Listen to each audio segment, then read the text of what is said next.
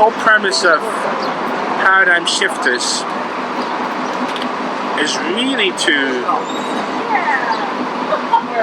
get Africans to realize who they are in my own little way.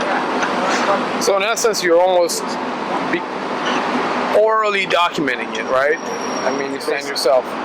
Because there's nothing new. But I think the history we have of ourselves is of starvation, war, death, mayhem, poverty, lack of self-esteem, maybe some good traditional history and music and drums, and good food and injera and the cake and the banku and the sukuma wiki, and nothing else.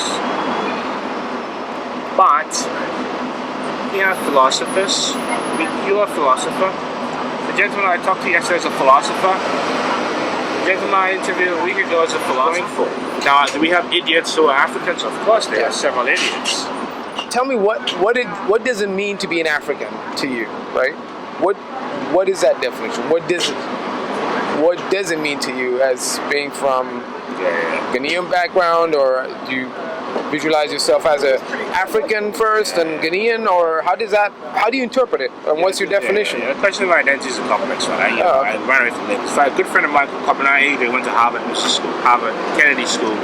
He had a documentary titled "The New African Americans," where he asked this question, right, particularly of second generation, first generation immigrant Africans, right, from the Caribbean, from Africa, and so forth. Then the question you ask is simple: are you African American, or are you African, or Jamaican American, or Ghanaian American? I think the definition of African is pretty simple, right? You have biological ties to the continent.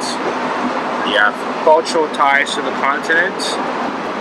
You have diplomatic ties to the continent because by birth, or your passport, or the passport of your parents.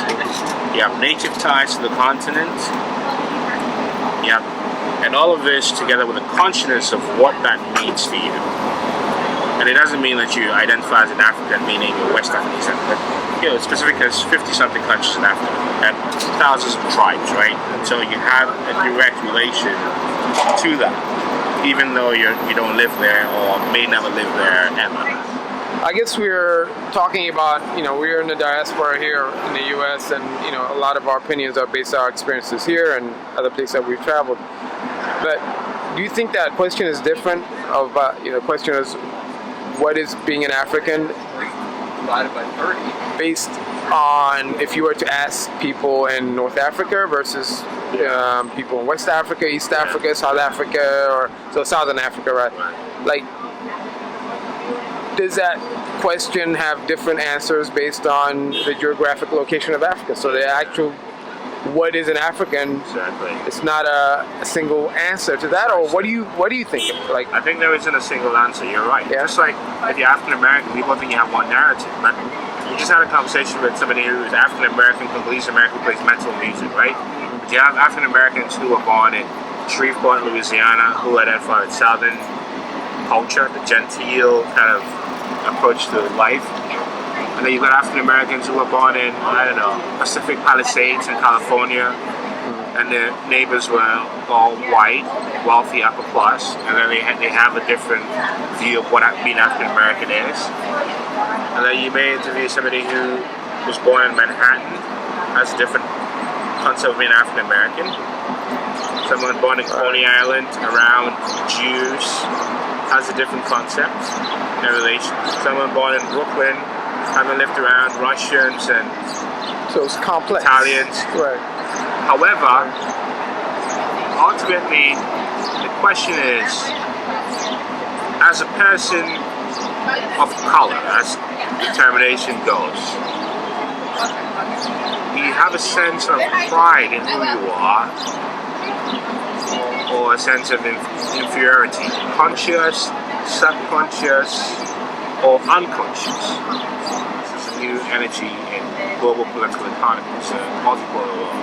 So the rules are actually shifting as we speak, and global capital is moving in different ways, and it impacts what's happening in Africa. And I think Africans need to be awakened to this reality and understand what role they play in this paradigm.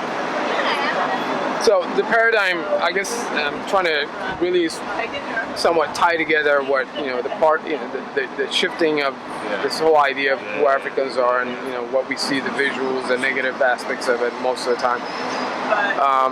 And then earlier, I remember you had mentioned to me that we have also this middle class Africans that aspire to do more, and it's changing, and a lot of us is money involved, and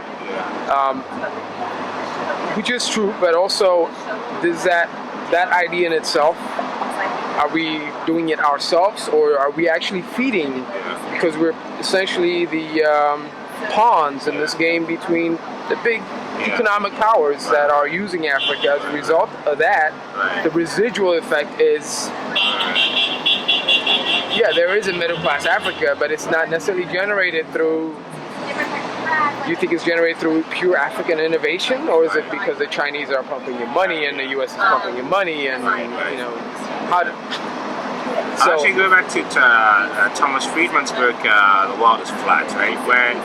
And then also Farid Zakaria's book titled,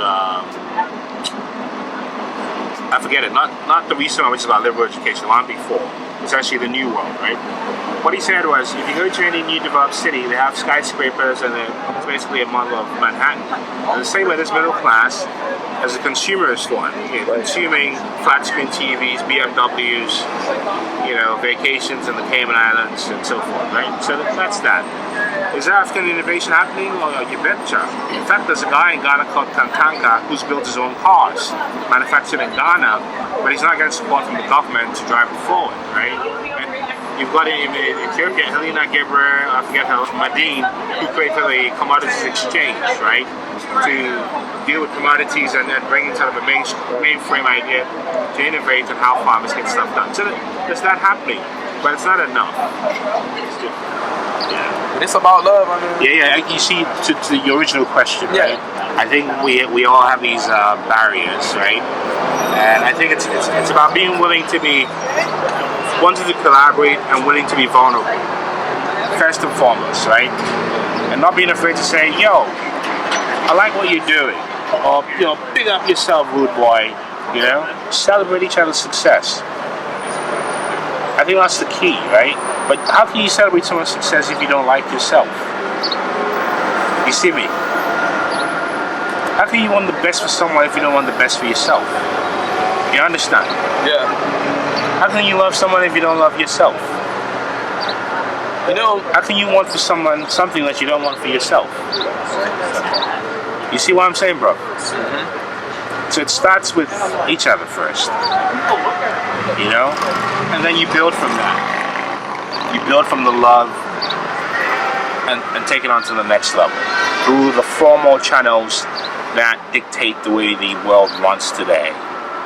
Liberal, capitalist, democratic systems of empowerment and government. It's as simple as that. You see me? Mm-hmm. And always believing that you're in a position to make a positive contribution, no matter how little or small, as long as it is positive, you're in business. As long as it's positive, you're in business. At this level or at that level. I don't think any effort is too small or too large.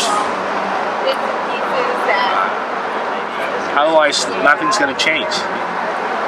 The real question is, you ready? Are you ready for it? Yeah, man. You ready? Hey, I put myself out there, bro. I'm here. I'm putting it on YouTube. You know what I mean? I bet. You see me? I see. Je vois. Ouais. Je vois. That's what I'm doing. Hey. You see? So that's the dealing. Nothing more, nothing less. That's the dealing.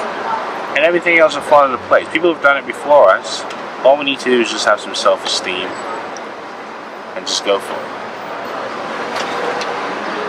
Simple. Yeah. Last